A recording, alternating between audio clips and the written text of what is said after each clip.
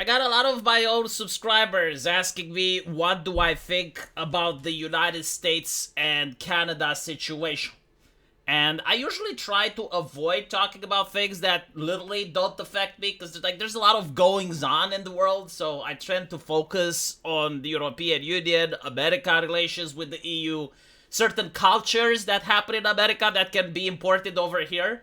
But the relationship between America and Canada, it doesn't really affect me. Although I do have to say, I do see a lot of my friends arguing with each other now, because I got Canadian friends and I got American friends, and there's like a fostering animosity, right? It's like the MAGA movement, if you will, the one that I interact with online, seem to be in constant bickering with the Canadians. And it's kind of sad, being in the middle, like having friends on both sides and seeing how they're arguing. I don't think like this was the situation a year ago. But anyway, as I said, I find it very interesting on how, Trump comes along and he basically says, well, Canada is treating us unfairly, and all the MAGA people go like, oh, you know what? He's got a point. Oh, those darn Canadians. And then Trump says, well, these Japanese people, we have to defend them, and they don't have to defend us, and and the entire MAGA movement is like, wow, chotomate. Trump-sama, これは日本です。これは日本です. Why? It's because of soft power, right? Like, Trump doesn't know it yet, but a lot of his base have dakimakuras in their homes. In other words, you get people to like you, and you can get away with a lot of stuff. It's like achieving a cultural victory in Civ. I noticed this happened when Obama achieved victory. It's because the left had the entertainment. They had all the cool shit. They had the heavy metal. They had the video games. They had the movies. They had everything, while the right had nagging and moralizing. And so you apply that to a world scale, and you notice that, well, this is kind of with America right now. They have all the cool shit, and all the other leaders have the moralizing. But it's interesting that if you do manage to get people to like you, you're producing culture, then even the MAGA movement goes like, well, hold on a little bit. We're treating them a little bit unfairly, don't you think? And so that to me was a bewildering observation, right? Like, I'm sitting on the sidelines and I'm watching this unfold, and I'm like, wow, like that's interesting.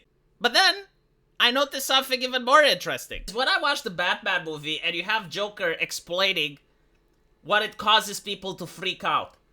And one of the things that causes people to freak out is not going along with the plan.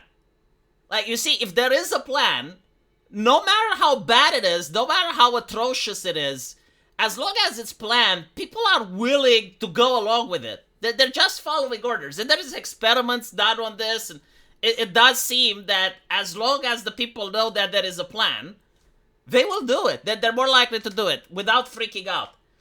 But if something random happens, if something just pops up, then people freak the fuck out. And I'm looking at the situation with Canada, and it's literally that.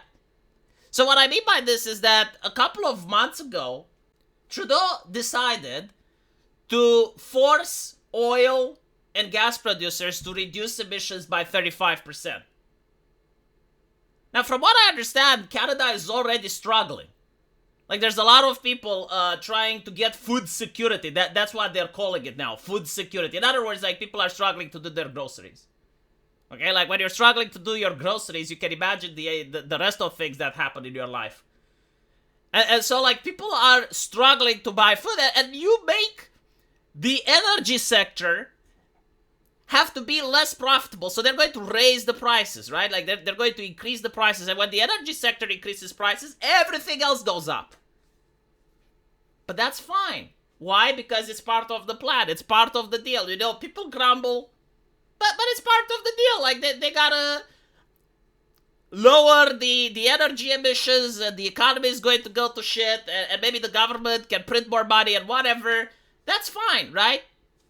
But when Trump sets those 25% tariffs, everyone freaks the fuck out. And to be fair, they should. You know, I'm not blaming them for freaking out, but why aren't you freaking out when your government was also lowering your lifestyle? When they were also making so that your paid expenses go higher so that your purchasing power goes lower. Why weren't people freaking out then? Isn't it fascinating? Like, yeah, I'm sitting from the sidelines. I'm just looking at this as an observer, and I just try to understand the human mind, like the mindset of the masses. Actually, that's a better way to put it, right? Like how the masses react. And apparently, when there is a plan, people are willing to say, yeah, sure, I guess I'll struggle to buy groceries a little bit more. I guess it's going to be a little bit more difficult to get a job. I guess it's going to be a little bit more expensive to drive a car, but it's fine because it's part of the plan.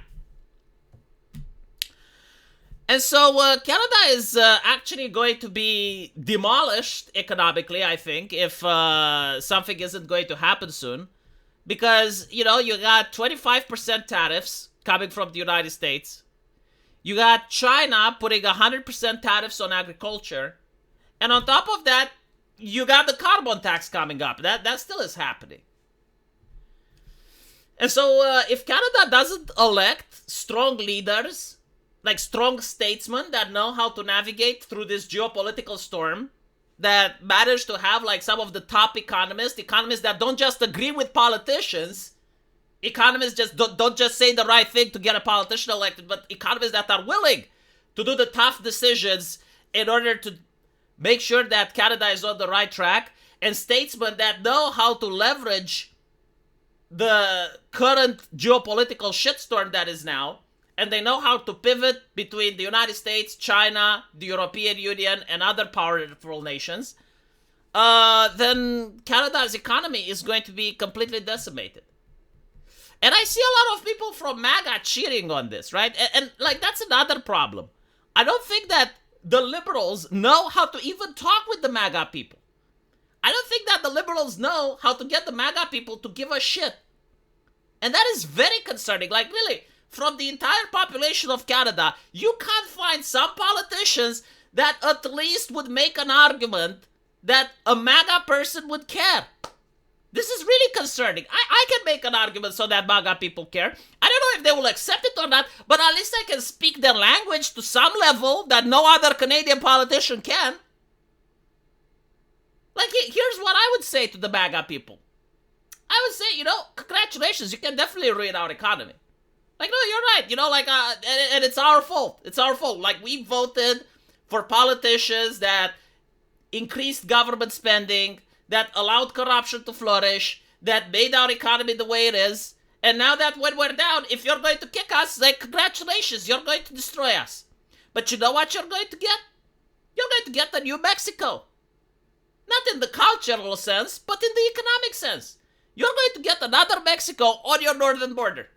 You're going to get another place, another country, where you're going to have immigrants fleeing from Canada all the way into the United States, where you're going to have crime being developed in Canada, because we're not going to afford to keep the crime down, right? Like, when the economy collapses, you're going to have, like, a lot of gangs and a lot of things. You think it's bad now? You think the fentanyl crisis is bad now? Oh, wait until that happens.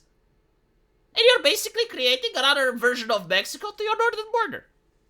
Now, I'm not saying that they will accept this argument, but at least, like, it's talking their language. At least you kind of understand how to frame the conversation in a way that they may actually give a shit. Probably not 100% of them, but, like, some people may actually get it. And they will be like, you know what? I mean, that would actually be concerning. Yeah, like, you'd have a problem at the southern border. Now you'd have a problem at the northern border. And so, I don't hear this type of rhetoric from any of the Canadian leadership. But still, hopefully, as I mentioned, like, elections are coming in Canada, and the thing that they need to do is to elect smart people, like, not genuinely competent people, right? Like, not people that say the right things.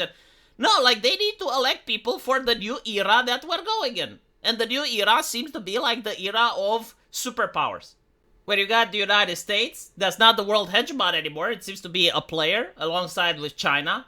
The European Union wants to become a superpower as well. They invested more money in defense than China. So, like, who knows what that would look like 10 or 20 years from now.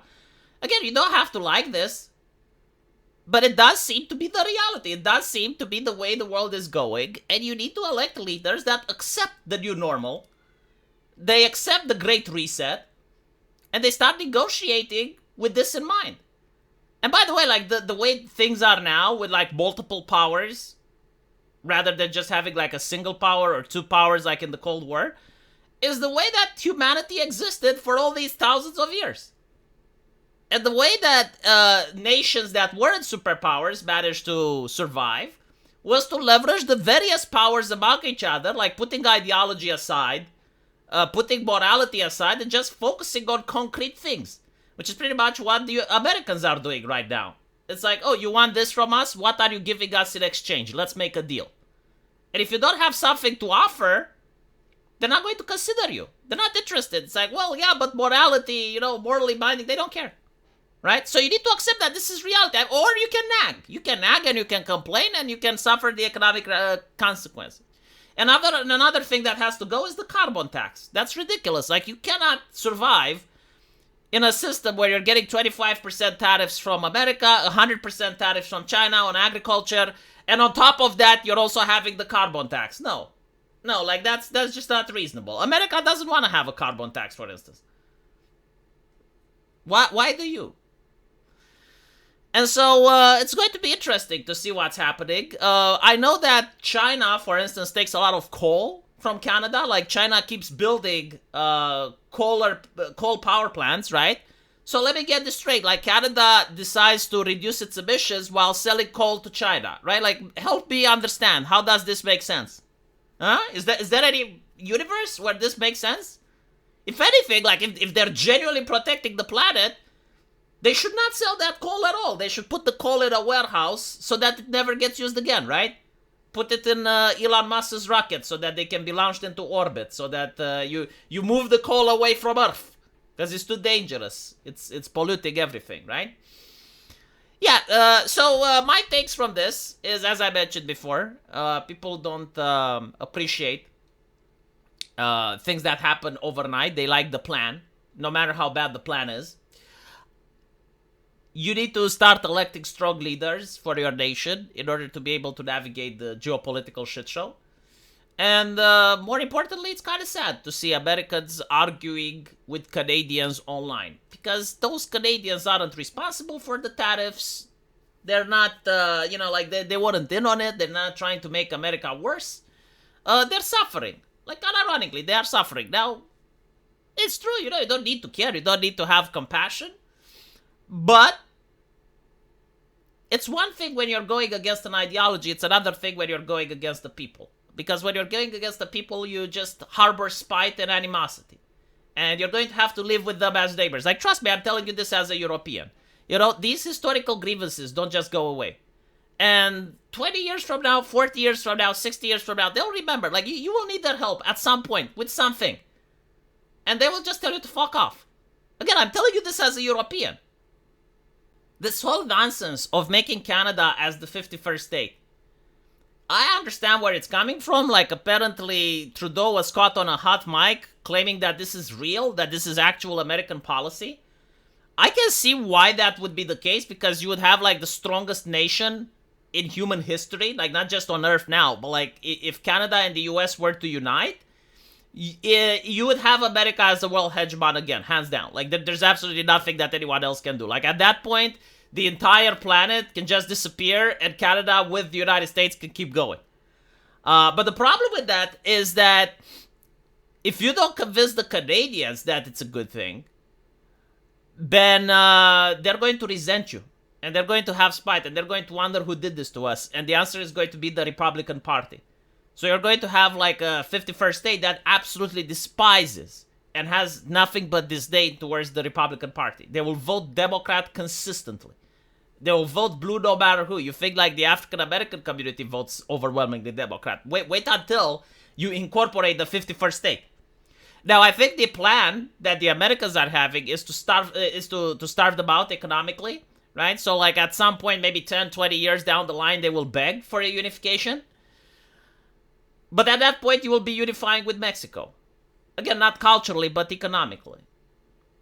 Like, you're going to have a nation that's going to have a lot of crime, a lot of people that are used to swindling in order to make deals. Because, like, again, I'm from Europe. I know how these things work. So I don't know. Like again, I'm not interested in criticizing American policy that doesn't affect Europe at all. Doesn't import any type of toxic culture over my side of the fence. Like that's fine. It's just like an observation. And because people ask me what my 2 cents are, I just gave it. So let me know what you guys think. And as usual, I will see you in the comment section. Take care.